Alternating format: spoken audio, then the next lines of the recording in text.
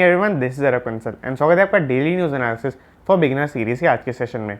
इस सीरीज में हम इकोनॉमिक टाइम्स की हर न्यूज़ को with concepts, past story and in depth explanation करते हैं। तो ये सीरीज बिगिनर्स के लिए बिल्कुल एप्ट है जो अपनी न्यूज़पेपर रीडिंग हैबिट को बिल्ड कर रहे हैं और एज अ न्यूज़पेपर उन्होंने इकोनॉमिक टाइम्स को चूज़ किया। तो let's start with the first news. SEBI board to focus on independent directors next week. तो सबसे पहले सेबी समझ लेते हैं। सेबी है आपका securities exchange board of India. तो इसके अंदर क्या है कि ये रेगुलेटर है स्टॉक मार्केट, डेरिवेटिव मार्केट और इक्विटी मार्केट का। तो इसके अंदर क्या होता है कि अगर कोई भी ग्रीवेंस हैंडल करना है, सपोज किसी इन्वेस्टर से किसी ब्रोकर ने ज़्यादा कमीशन चार्ज कर लिया, ज़्यादा ब्रोकरेज चार्ज कर ली, तो उसको भी ऐसे ग्रीवेंसेस को सेबी हैंडल करता है। तो ऐसे कोई भी अगर कोई फ्रॉडुलेंट एक्टिविटी होती है उसको सेबी हैंडल करता है। तो अगर आगे देखेंगे तो SEBI board focus on independent directors. तो ये बेसिकली सेबी बोर्ड की एक मीटिंग होने वाली है जून 29 को। यहाँ पे नेक्स्ट वीक का मतलब है यहाँ पर जून 29 को उनकी मीटिंग है। तो उसके अंदर यहाँ पे बेसिकली पूरी न्यूज़ के अंदर एजेंडा बताया हुआ है कि क्या एजेंडा है इस मीटिंग का। तो इसका मेन एजेंडा है आपका इंडिपेंडेंट डायरेक्टर से रिलेटेड। तो अगर हमें इसका एजेंडा समझना है कि एजेंडा क्या है तो हम पहले ये मीनिंग डिस्कस कर लेते हैं। तो इसके लिए सबसे पहले आपने एक टर्म सुनी होगी, बोर्ड ऑफ डायरेक्टर्स। तो किसी भी कंपनी के अंदर, लेट्स सपोज ये कंपनी है और इसको रिलायंस कंपनी के एग्जांपल से लेके चलते हैं, इसका एक बोर्ड ऑफ डायरेक्टर होता है। उसके अंदर कुछ पर्सन होते हैं जिस हर पर्सन का नाम होता है डायरेक्टर। ये डायरेक्टर्स हैं लेट्स सपोज रिलायंस कंपनी के। तो अगर आपको पता हो तो रिलायंस कंपनी का मेन डायरेक्टर है मुकेश अंबानी। ये हम लेके चलते हैं अभी के लिए। तो इसके अंदर क्या है कि बोर्ड ऑफ डायरेक्टर अगर कोई भी डिसीजन लेना चाहती है कंपनी मेजर, तो वो बोर्ड ऑफ डायरेक्टर से अप्रूव कराना पड़ेगा। लेट्स सपोज कंपनी की मैनेजमेंट है, वो चाह रही है कि अब हम आईपीओ से आएँ, आईपीओ लेके आएँ मतलब अपना, तो उसको बोर्ड ऑफ डायरेक्टर से उसको अप्रूव कराना पड़ेगा कि उसकी सारी टर्म्स और कंडीशंस सही हैं या नहीं है एटसेट्रा। तो इसके अंदर क्या है कि लेट्स सपोज कंपनी को ऐसा डिसीजन लेती है जो शेयर होल्डर को नेगेटिव इंपैक्ट करे, तो वो बोर्ड ऑफ डायरेक्टर अप्रूव नहीं करेंगे। क्यों? क्योंकि बोर्ड ऑफ डायरेक्टर में से कई लोग, जैसे मुकेश अंबानी रिलायंस के अंदर खुद भी एक शेयर होल्डर हैं, तो वो अप्रूव उसको नहीं करेंगे और उसको मतलब वहीं पे ख़त्म कर देंगे। तो अगर ऐसा कोई डिसीजन होता है जिससे शेयर पे नेगेटिव इंपैक्ट पड़े और उसके साथ ही साथ जैसे क्या होगा, बोर्ड ऑफ डायरेक्टर्स को कंपनसेट कर दें, बेसिकली रिलायंस अपने आप से पे कर दे बोर्ड ऑफ डायरेक्टर को कि आपका कोई लॉस नहीं होने देंगे बट शेयर होल्डर को ओवरऑल नेगेटिव इंपैक्ट पड़े। तो उसके अंदर क्या होता है कि board of director, executive director जिनका खुद का शेयर भी है कंपनी के अंदर, वो भी हाँ कर देंगे। तो ऐसे इसलिए क्या होता है कि कुछ डायरेक्टर्स ऐसे बुलाए जाते हैं बोर्ड ऑफ डायरेक्टर के अंदर, मैं आपको बताऊं, जिनका कंपनी के अंदर शेयर नहीं हो सकता, उनको बेसिकली बोला जाता है नॉन एग्जीक्यूटिव डायरेक्टर।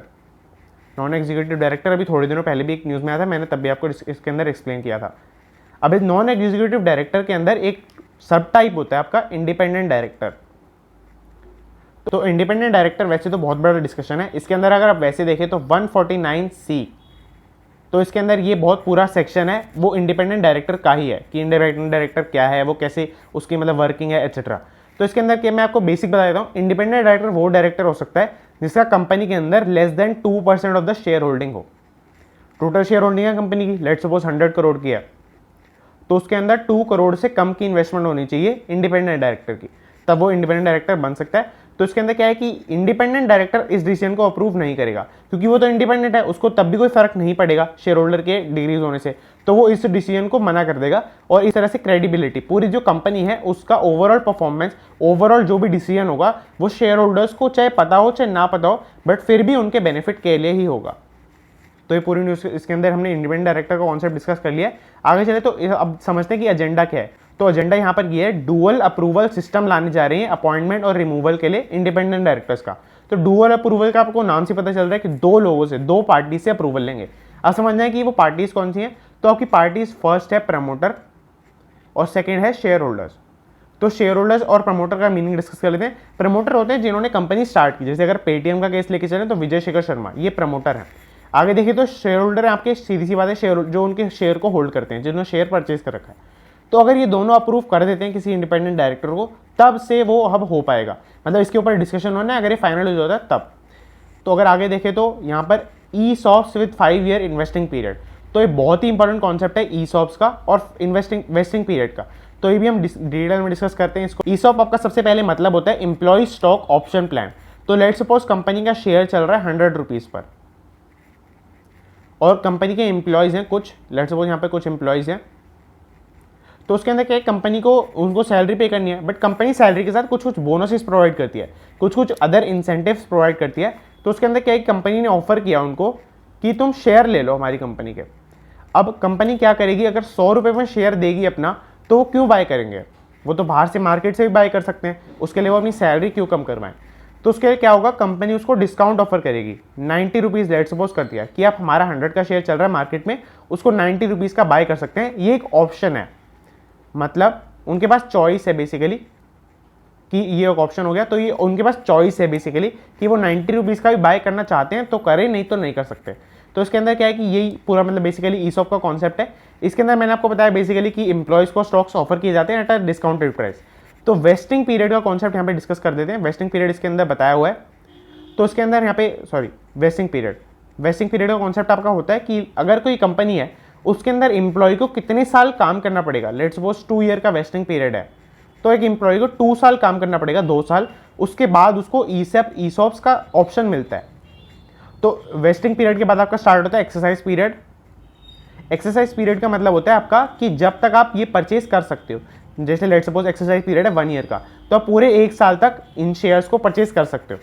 तो यहाँ पे मैंने आपको वेस्टिंग पीरियड और एक्सरसाइज पीरियड का कॉन्सेप्ट बता दिया है। आगे चले तो इस न्यूज़ के अंदर ये है कि जो अभी मीटिंग होने वाली है उसके अंदर ये डिस्कशन किया जाएगा कि ईसॉप्स को हमें ऐसे ईसॉप्स जो अप्रूव कर देने चाहिए जो 5 साल के जिनका वेस्टिंग पीरियड हो। यानी एम्प्लॉय को उसे मतलब अप्रूव करने के लिए या परचेज करने के लिए 5 साल कंपनी के अंदर काम करना पड़ेगा। तो ये पूरी न्यूज़ के अंदर डिस्कस कर लिए। यहाँ पे जून 29 को ये मीटिंग होने वाली है, और अगर इसका जैसे जो भी रिजल्ट्स वगैरह आते हैं, जो भी रिपोर्ट आती है, तो मैं आपको डिस्कस कर लूँगा। आगे चले तो phone appliance plants to go festive a month early. तो सबसे पहले देखें तो फोन अप्लायंस प्लांट्स, तो इसके अंदर फोन और appliance based plants basically companies, यहाँ पे कुछ कंपनी के नाम भी हैं इससे related, LG, Samsung, Godrej etcetera etcetera, Apple, Panasonic. तो ये सारी जो कंपनीज हैं इसके अंदर क्या है कि फेस्टिव सीजन के लिए वो जनरली अगस्त से अपनी प्रोडक्शन को इंक्रीज करना स्टार्ट करते थे, लास्ट ईयर तक भी। तो इसके अंदर क्या हुआ है कि अभी मतलब इस टाइम पर वो 1 मंथ पहले ही अपनी प्रोडक्शन को रैंप अप करें, इंक्रीज करें फेस्टिव सीजन के लिए। तो यहाँ पे इन्होंने यही बताया, production ramp up plans advance to July. तो इसके अंदर जुलाई में ही वो नेक्स्ट मंथ से ही इसको स्टार्ट कर देंगे। एंटिसिपेटिंग रिकॉर्ड डिमांड, एंटिसिपेटिंग सबसे ज़्यादा वो डिमांड एक्सपेक्ट कर रहे हैं अब आने वाली है फेस्टिव सीजन के अंदर। तो ये बेसिकली एक एक्सपेक्टेशन के बेस पे अपनी जो प्रोडक्शन को इंक्रीज कर रहे हैं, ये बेसिकली वो पूरी न्यूज़ है। अगर हम आगे डिस्कस करें, Moody's eco impact of second wave software may be limited to June quarter 1। तो इसके अंदर सबसे पहले मूडी समझ लेते हैं। यहाँ पे मूडी क्यों लिखा हुआ है, तो मूडी आपका है investment service, Moody investment service. तो ये बेसिकली आपकी एक फर्म है, ये क्रेडिट रेटिंग एजेंसी है। क्रेडिट, मैं पूरा नहीं लिख रहा हूँ, रेटिंग एजेंसी। तो इसके अंदर क्या है कि कोई बॉन्ड्स निकलते हैं, बॉन्ड्स का मतलब होता है फिक्स्ड सिक्योरिटी के डिबेंचर्स। तो बॉन्ड्स निकले, बॉन्ड्स बेसिकली या तो कोई गवर्नमेंट इशू करेगी या फिर कोई कंपनी इशू करेगी। तो उनके ऊपर क्या होता है, आपको फिक्स्ड इंटरेस्ट मिलता है। तो ऐसे बॉन्ड कितने सिक्योर हैं, उनको कई सारे जो रेटर्स हैं, क्रेडिट रेटर, तो इनको कई सारे रेटर्स, क्रेडिट रेटिंग, तो इनको कई सारी क्रेडिट रेटिंग एजेंसी उनको रेट करती हैं कि बेसिकली यहाँ पे ऐसी रेटिंग्स चलती हैं, जैसे AAA+ हो गया आपका सबसे सिक्योर्ड बॉन्ड, फिर ऐसे हो जाएगा आपका AAA, उससे नीचे ऐसे AAB हो जाएगा, फिर ऐसे ऐसे D तक भी जाएगा। उसका मतलब होता है आपका पक्का डिफॉल्ट है इसके अंदर। तो इसके अंदर यहाँ तक ये होता है क्रेडिट रेटिंग। तो मूडी एक ऐसी इन्वेस्टमेंट सर्विस है जो क्रेडिट रेटिंग करती है। तो आगे देखें तो मूडी ने ये काफ़ी सारा मतलब बेसिकली सर्वेलेंस मैकेनिज्म करती रहती है, एनालिसिस करती रहती है। तो इसके अंदर क्या है कि इकोनॉमिक इम्पैक्ट का इन्होंने एक एनालिसिस किया है, ये उन्होंने बताया हुआ है। मूडीज़ ने कहा है कि economic impact of second wave software, मतलब कि तो मतलब कोविड की सेकेंड वेव का इकोनॉमिक इम्पैक्ट कम है, सॉफ्टवेयर है। May be limited to June quarter, may be limited to June quarter का मतलब यहाँ पे जून क्वार्टर हो गया आपका अप्रैल मई जून, ये 3 महीने, ये क्वार्टर 1 होते हैं। तो क्वार्टर 1 हो गया आपका अप्रैल मई जून। तो इसके अंदर बोला हुआ है कि जो सेकंड वेव है उसका जो इम्पैक्ट पड़ा इकोनॉमी के ऊपर वो अप्रैल मई जून तक ही उसको सीमित रहेगा, मतलब बेसिकली उसके आगे ज़्यादा इम्पैक्ट नहीं पड़ेगा, जुलाई से सब चीज़ें नॉर्मल होने लग जाएगी। ये बेसिकली ये कहना चाह रहे हैं। तो ये मैंने इसके अंदर डिस्कस कर लिया। आगे देखें तो से centralised vaccine procurement will support recovery if it boosts coverage. तो सेंट्रलाइज्ड प्रोक्योरमेंट की स्कीम मैंने आपको डिस्कस की थी। तो ये कह रहे हैं कि इसी स्कीम की वजह से जो है रिकवरी बूस्ट हो जाएगी और 1 क्वार्टर तक ही ये सीमित रहेगी। तो इसके अंदर आगे डिस्कस करें तो ये हमारा जो फर्स्ट पेज वो कवर्ड है, आगे आधे पेज के अंदर ऐड है वही। इसके अंदर ये जो कंपनी मैंने आपको बताया कि अगर कोई कंपनी देखें, ऐड वगैरह भी देखें, तो आपको उसका बेसिक बिजनेस पता होना चाहिए। तो IDFC फर्स्ट बैंक बेसिकली नाम से पता चल रहा है बैंक बेस्ड ये इंस्टीट्यूशन है। तो आगे चलिए तो प्योर पॉलिटिक्स का सेक्शन है, इसके अंदर कोई भी कॉन्सेप्ट बेस्ड प्योर पॉलिटिक्स का सेक्शन है, इसके अंदर कोई भी कॉन्सेप्ट बेस्ड न्यूज़ नहीं होती है, सब पॉलिटिक्स बेस्ड न्यूज़ होती है, कोई भी इकोनॉमिक कॉन्सेप्ट नहीं है, तो हम इसको डिस्कस नहीं करेंगे। इसके डेली बेसिस पे 2 पेजेस आते हैं और इसी के corresponding around the world page होता है, उसके अंदर इंटरनेशनल पॉलिटिक्स होती है, वो भी हम इसको स्किप करेंगे। आगे चले तो यहाँ पर कंपनीज पॉलिसी ऑफ प्रॉफिट का सेक्शन है, इसके अंदर एक ही न्यूज़ इसके अंदर काम की है यहाँ पर telecom standards body submits 6G vision paper two Intel telecom union now. तो इसके अंदर basically 6G vision paper submit कर दिया है गवर्नमेंट की एक बॉडी ने। गवर्नमेंट की उस बॉडी का नाम है आपका TCDSAE। तो इसके यहाँ पे है telecom standards development social society in India. तो इसके अंदर ये बेसिकली कोई अभी कंफर्म न्यूज़ नहीं है, इसके अंदर 6G का विजन पेपर कि बेसिकली यहाँ पे विजन क्या है 6G के पीछे वो यहाँ पे सबमिट हुआ है। तो इसके अंदर का 6G का डेवलपमेंट कम से कम 4-5 साल चलेगा, उसके बाद ये अप्रूवल होगा। क्योंकि अभी बोला जा रहा है कि 5G का ही ट्रायल्स वगैरह चल रहे हैं, कम से कम 1-1.5 साल तक आएगा। तो उसके बाद 6G तो आप एक्सपेक्ट कर सकते हैं कि कम से कम कब आएगा। तो 5G का हम यहाँ पे डिटेल में डिस्कस कर लेते हैं कि क्या क्या अब तक प्रोसीडिंग चल रही है। तो कुछ ही रिसेंट डेज में 3 मेजर डील हुई हैं 5G से रिलेटेड। तो इसके अंदर क्या है कि एक डील हुई है आपकी टाटा एंड एयरटेल। तो टाटा और एयरटेल मिलके काम करेंगे। इसी के कोरस्पॉन्डिंग एक डील हुई है रिलायंस और इंटेल। रिलायंस और इंटेल एक डील के अंदर मिलके काम करेंगे। और एक और डील हुई है वोडाफोन आइडिया। वोडाफोन आइडिया आपको पता ही पहले ही मर्जर हो रखा है। उसके साथ साथ ये डील हुई है सिस्को से। सिस्को आपने क्या सुना नहीं होगा, या तो टेलीकॉम कंपनी है बेसिकली सिस्को, ये सारी टेलीकॉम कंपनी ही है। तो इसके अंदर क्या हुआ है कि ये सारी कंपनीज ने आपस के साथ मर्जर, जैसे ये एक मर्जर वो हो गया आपका जेवी हो गया, ये एक जेवी हो गई, ये एक जेवी हो गया। तो इन्होंने जॉइंट वेंचर्स बनाए हैं 5G के अंदर डील करने के लिए, 5G टेक्नोलॉजी को लाने के लिए, डेवलप करने के लिए एटसेट्रा। तो मैंने आपको इसके अंदर डिस्कस कर लिया है। आगे चले तो यहाँ पे ET मार्केट सेक्शन है, ये बहुत इंपॉर्टेंट सेक्शन होता है। इसको अगर आपको अपनी फाइनेंशियल मार्केट से रिलेटेड अपनी न्यूज़ को डिपेंड करना है, नॉलेज को डिपेंड करना है, तो आपको ज़रूर पढ़ना चाहिए। इसके अंदर देखिए तो FPIs mount bearish bets on Fed taper talk. तो इसके अंदर देखिए तो लॉन्ग टू शॉर्ट रेशो की बात कर रखी है ऊपर, फिर हम समझते हैं FPI को। तो लॉन्ग टू शॉर्ट रेशो का मतलब होता है, लॉन्ग का मतलब होता है अगर आप कोई भी शेयर लॉन्ग कर रहे हैं तो बेसिकली आप उस शेयर को बाय कर रहे हैं। अगर आप कोई भी शेयर को शॉर्ट कर रहे हैं आप उसको बेसिकली सेल कर रहे हैं। तो लॉन्ग टू शॉर्ट रेशो का मतलब हो गया कि आप किसने, जो टोटल इकोनॉमी है वो कितने शेयर्स को बाय कर रही है अपॉन कितने शेयर्स को सेल कर रही है। तो अगर आप सेल कर रहे हैं तो वो तो आपकी एक्चुअल सेल हो गई। बट अगर आप किसी जो शेयर को बाय कर रहे हैं तो ये हम अज्यूम करके चलते हैं कि आप कभी ना कभी सेल करेंगे। तो ये होता है कि आपका अवेलेबल सेल कितना है, अवेलेबल सेल का सरप्लस कितना है आपके पास, कि आप कितना सेल कर सकते हो बेसिकली। तो अगर हम अवेलेबल सेल का सरप्लस कि आप कितना सेल कर सकते हो अपॉन में ये देखेंगे कि कितनी सेल हो चुकी है, तो वो होती है आपकी लॉन्ग टू शॉर्ट रेशो। तो ये है लॉन्ग टू शॉर्ट रेशो। इसके अंदर क्या है कि FPI मतलब आपका फॉरेन पोर्टफोलियो इन्वेस्टमेंट। ये हम एक सेकंड में समझते हैं। अभी आपके लिए आप मान लें इन्वेस्टर हैं, एक ऐसा इन्वेस्टर ये माउंट कर रहे हैं बेयरिश बेट्स, बेसिकली ये सेल ज़्यादा कर रहे हैं, बाय कम कर रहे हैं। तो इससे क्या है कि ये फॉल कर गया है 88% से लॉन्ग टू शॉर्ट रेशो 65% पर। तो ये आप समझ सकते हैं कि अगर कोई रेशो शॉर्ट कर रही है इसका मतलब है कि सेल ज़्यादा हो रही है या डिनोमिनेटर इंक्रीज कर रहा है। अगर डिनोमिनेटर किसी भी रेशो को इंक्रीज करता है तो वो ओवरऑल रेशो डिक्रीज करती है। आगे देखें तो यहाँ पे इन्होंने बताया FPIs put and call options indicate either they are hedging against their existing long positions और might be taking some ex contra bets. तो इसके अंदर बेसिकली यहाँ पे कुछ नहीं है, यहाँ पे हेजिंग से रिलेटेड बात है। हेजिंग होता है कि आप जैसे आपने लेट सपोज कोई शेयर चल रहा है 100 रुपीज़ का, तो आपने एट द सेम टाइम इसको बाय कर लिया और आपने दूसरे किसी ऐप पर जाके इसको सेल कर दिया। तो लेट्स आपने इसको अगर तो अब क्या होता है कि अगर कोई भी इसका प्राइस है वो ऊपर जाता है, लेट सपोज 102 हो गया, तो आपको 2 रुपये का एक जो आपने जहाँ से बाय किया उससे प्रॉफिट हो जाएगा, वहाँ पे लॉस हो जाएगा। तो उसके अंदर क्या है कि आपका ओवरऑल बैलेंस नील रहेगा हमेशा। तो उसके अंदर ये एक हेजिंग का एग्जांपल है। ऐसे काफ़ी सारे जो इंस्ट्रूमेंट्स यूज़ किए जाते हैं हेजिंग करने के लिए। तो हेजिंग का एक इंस्ट्रूमेंट यहाँ पर शेयर्स भी है, सीधी सी बात है। तो FPI वालों ने बेसिकली फॉर इन्वेस्टर्स ने जो हेजिंग की है उसकी वजह से long to short ratio fall कर गई है 65% पर, ये प्रेडिक्ट किया जा रहा है। अब समझते हैं FPI का मतलब क्या होता है। FPI का मतलब वैसे तो मैंने आपको बताया हुआ पहले भी, इसका मतलब होता है आपका फॉरेन पोर्टफोलियो इन्वेस्टमेंट। तो यहाँ से जैसे लेट सपोज यूएस से कुछ इन्वेस्टर्स हैं, वो अगर इंडियन स्टॉक मार्केट में इन्वेस्ट करते हैं, तो वो होगी आपकी फॉरेन पोर्टफोलियो इन्वेस्टमेंट। तो ये इतना ही सिंपल था और मैंने आपको इसके अंदर पूरी न्यूज़ इसके अंदर डिस्कस कर लिया है। समरी बेसिस पे बनाया तो इसके अंदर यही है कि FPI जो बाहर से इन्वेस्टर्स हैं उन्होंने सेल ज़्यादा कर दिया है, बस ये पूरी न्यूज़ इसके अंदर। Bharat bond ETFs 6% return, a draw on other yields decline. तो भारत बॉन्ड बेसिकली एक बॉन्ड है, मैंने आपको पहले ही बताया था, ये गवर्नमेंट बेस्ड बॉन्ड है। इसके अंदर क्या है कि आपके जो इनका रेवेन्यू है वो 6% आया है। ETF का मतलब होता है आपका एक्सचेंज ट्रेडेड फंड। ये बेसिकली जो बॉन्ड है उसको आप एक्सचेंज से बाय कर सकते हैं, सिक्योरिटी एक्सचेंज से। तो दूसरा केस क्या हो सकता है कि आपको सीधा कंपनी से बाय करना पड़े। एक तो ये हो सकता है कि आपको सीधा कंपनी से बाय करना पड़े, एक ये हो सकता है आपको किसी एक्सचेंज ट्रेडेड फंड यानी कि एक्सचेंज से बाय करना पड़े, जैसे NSE हो गया, BSE हो गया एटसेट्रा। तो ये मैंने आपको इसके अंदर डिस्कस कर लिया। इसका बेसिकली 6% रिटर्न था और यहाँ पे बताया हुआ है कि कैसे अच्छा रिटर्न था, बुरा रिटर्न था एटसेट्रा।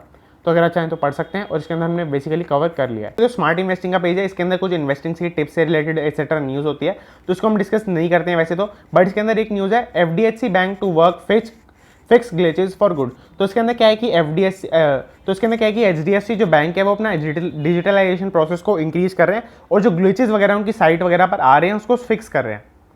तो इसके अंदर क्या है कि एक कॉन्सेप्ट चलता है फ्री कैश फ्लोज का। तो फ्री कैश फ्लोज का मतलब होता है कि आप ऑपरेशन से कितना कैश जनरेट कर रहे हैं माइनस इसके अंदर कितना इन्वेस्ट कर रहे हैं। तो लेट्स सपोज एक फर्नीचर की कंपनी है, फर्नीचर की कंपनी ने क्या किया, 100 रुपीज़ की टोटल सेल्स करी, 100 रुपीज़ की सेल करी। अब क्या है कि उसको अगला फर्नीचर बाय करना है, तो लेट्स सपोज उसने 60 रुपीज़ का अगला फर्नीचर बाय कर लिया। तो अगर हम नेट फ्री कैश फ्लो निकालते हैं तो इनका निकलता है 100 माइनस 60 दैट इज 40। अब 40 की इनके पास चॉइस है, 60 का तो इनको बाय करना ही पड़ा, क्यों, क्योंकि इनको आगे सेल करना है तो बाय करना ही पड़ेगा। अब आगे देंगे तो 40 रुपीज़ का इनके पास चॉइस है कि वो डिविडेंड डिक्लेयर करें या आपका इंटरेस्ट पे करें, टैक्सेस उसके अंदर से दें, अपने कुछ बचाएं, और या फिर आप सेल करें, कुछ रिटर्न बनाएं, रिजर्व्स बनाएं एक्सेट्रा। मतलब हज़ारों पर्पसेस हो सकते हैं इस फ्री कैश के। तो ये अगर हम फ्री कैश देखें तो अगर ये जो एचडीएफसी बैंक है वो अपना फिक्स ग्लिचेस करेगा तो बेसिकली काफ़ी बड़ी इन्वेस्टमेंट करेगा अपने फिक्स एसेट्स के अंदर, क्योंकि उनकी साइट बेसिकली उनकी आईटी साइट उनका एक फिक्स एसेट है। तो इसके अंदर क्या है कि यहाँ पर इनके फ्री कैश फ्लो डिक्रीज करेगा। तो ये इसके अंदर पूरी न्यूज़ थी, मैंने आपको बेसिकली इसका एनालिसिस करके बताया कि इससे इंपैक्ट क्या पड़ेगा इनके फ्री कैश फ्लोज के ऊपर। तो ऐसे बहुत सारे इंपैक्ट हो सकते हैं। अगर आप चाहें तो आप किसी भी न्यूज़ को देखें तो उसका फिक्स्ड जो फ्री कैश फ्लो है उसके ऊपर क्या इंपैक्ट पड़ेगा उसको निकालने की कोशिश कर सकते हैं। तो ये मैंने आपको बता दिया है। और आगे चले तो कंपनीज परस्यूट फॉर प्रॉफिट का सेक्शन है वैसे तो ये, बट इसके अंदर क्या है कि सेकंड पेज है कंपनीज परस्यूट प्रॉफिट का। तो इसके अंदर कोई कॉन्सेप्ट बेस्ड न्यूज़ नहीं है ज़्यादा। इसके अंदर बेसिकली जो जैसे यहाँ पे बेसिकली आधे पेज से ज़्यादा में तो ऐड ही है, और ऐसी जो इसके अंदर ज़्यादा कोई कॉन्सेप्ट बेस्ड न्यूज़ नहीं है बेसिकली। आगे चले तो कोविड-19 इम्पैक्ट इन फार्मा, इसके अंदर जैसे डेल्टा वेरिएंट पूरे कोविड से रिलेटेड इसके अंदर न्यूज़ होती है। ये जैसे कोविड वगैरह हुआ है तब से ये स्टार्ट हुआ, उससे पहले तो बेसिकली था भी नहीं। तो ये कोविड से रिलेटेड इसके अंदर न्यूज़ होती है, इसको भी हम स्किप करेंगे। और आगे चलते हैं यहाँ पर आपके एडिटोरियल वाले पेज पर, यहाँ पर चलते हैं। ये बेसिकली अब हमारा जो ऑलमोस्ट न्यूज़पेपर कवर्ड है। आगे चले तो यहाँ पे एडिटोरियल का पेज है, इसको अब अगर चाहें तो पढ़ सकते हैं। इसके अंदर कुछ एडिटोरियल्स हैं जैसे ब्रॉड अंदर सेंटर विस्टास, ये आपका किरण कार्निक का जो एडिटोरियल है, ये अगर आप चाहें तो पढ़ सकते हैं। इसके अंदर अगर आप देखें तो fear of tax slapping unfounded, ये अरविंद पी डटर का जो एडिटोरियल है, ये अगर आप चाहें तो पढ़ सकते हैं। एक और एडिटोरियल है, ये भी आप चाहें तो पढ़ सकते हैं। तो मैं एडिटोरियल बेसिकली इसलिए नहीं डिस्कस करता हूँ क्योंकि मैं बेस्ट पर्सन नहीं हूँ आपको जो एडिटोरियल वगैरह एक्सप्लेन कर सके। और जो ज़्यादा जो मतलब हाई लेवल वाले एडिटोरियल होते हैं बेसिकली जो ज़्यादा एडवांस्ड लेवल के होते हैं वो आपके इकोनॉमिक टाइम्स के अंदर नहीं आते हैं, वो आपके दूसरे सेंटर, तो वो आपके दूसरे न्यूज़पेपर्स के आते हैं। जैसे तो आपके दूसरे न्यूज़पेपर्स के अंदर आते हैं, जैसे कि आपका हिंदू वगैरह हो गए, आपके जैसे भी ऐसे न्यूज़पेपर होते हैं उसके अंदर आते हैं। तो अगर आप चाहें तो इसको पढ़ सकते हैं, और खुद से इसको यूट्यूब पर सर्च करेंगे तो आपको अच्छा कॉन्टेंट इनके ऊपर मिल जाएगा। अब आगे देखें तो अराउंड द वर्ल्ड का सेक्शन है। इसके अंदर मैंने आपको पहले ही बताया था इंटरनेशनल पॉलिटिक्स होती है इसके अंदर पूरी, जैसे ईरान वगैरह की अभी न्यूज़ चल रही है, इराक की न्यूज़ चल रही है, वो सब इसके अंदर आता है। अमेरिका की कोई न्यूज़ चल रही है, यहाँ पे वॉरेन बफेट की न्यूज़ है यहाँ पर, जैसे कि आप देख सकते हैं इसके अंदर कोई कॉन्सेप्ट बेस्ड न्यूज़ नहीं है। यहाँ पे सिडनी की न्यूज़ है इसके अंदर, तो इसके अंदर कोई कॉन्सेप्ट बेस्ड न्यूज़ नहीं होती। यहाँ पे लास्ट में तो यहाँ पे गेम्स ही आ गए। तो अगर आगे देखें तो ईटी पैंक का सेक्शन है, इसके अंदर भी सोशल ट्रेंड से रिलेटेड न्यूज़ होती है। मैंने आपको जो रोज़ बताया कि इसके अंदर अगर आप चाहें तो इसको पूरा स्किप भी कर सकते हैं डेली बेसिस पर। तो दैट्स इट, हमारा जो न्यूज़पेपर वो कवर्ड है, और इसकी जो पीडीएफ में आपको डिस्क्रिप्शन के अंदर लिंक कर दूंगा। और 2-3 बातें और डिस्कस करनी है, आप जो है टेलीग्राम ग्रुप को जरूर ज्वाइन कर लें। उसके अंदर क्या है कि मैं आपसे नोट्स प्रोवाइड करूंगा। जो आज का न्यूज़पेपर है जैसे उसके अंदर मैंने जो भी कॉन्सेप्ट डिस्कस किया उसकी एक बेसिक डेफिनेशन और कोई एग्जांपल, जैसे मैंने आज के एक सिंपल एग्जांपल लेता ही हूँ मैं, तो नोट्स को मैं आपको इसके अंदर टेलीग्राम ग्रुप के अंदर शेयर कर दूंगा। तो नोट्स मैं सुबह सुबह तो नहीं डाल पाऊंगा, आपको जैसे सुबह मिल जाती है ऑलमोस्ट 11 AM के आसपास आपको वीडियो मिल जाती है, तो आपको शाम को आप मान सकते हैं 5 PM के आसपास आपको नोट्स मिल जाएंगे इसके। तो उसके अंदर क्या है कि मैं आपको डेली बेसिस पे नोट्स प्रोवाइड करूंगा। इसको अगर आप चाहें तो खुद भी नोट डाउन कर सकते हैं, और अगर आप चाहें तो इसको वापस से एक बार रिवाइज करने की फॉर्म में भी देख सकते हैं। तो अगर आगे देखें तो टेलीग्राम ग्रुप के अंदर एक और चीज़ है कि आपको पीडीएफ सारी की सारी न्यूज़पेपर की पीडीएफ जो आपको डिस्क्रिप्शन में भी मिल जाएंगी, बट आपको अगर सारी चाहिए एट वन प्लेस तो आपको टेलीग्राम ग्रुप पर डेली 7 AM में अपलोड कर देता हूँ। तो 7 AM बेसिकली मैं डेली रोज़ सुबह अपलोड कर देता हूँ यहाँ पे पीडीएफ। तो अब इसके लिए टेलीग्राम ग्रुप को ज्वाइन कर सकते हैं। और हमारे जो 200 सब्सक्राइबर्स हिट हो चुके हैं, तो उसके लिए भी very much thank you to all of you, and that's it, and thanks for watching.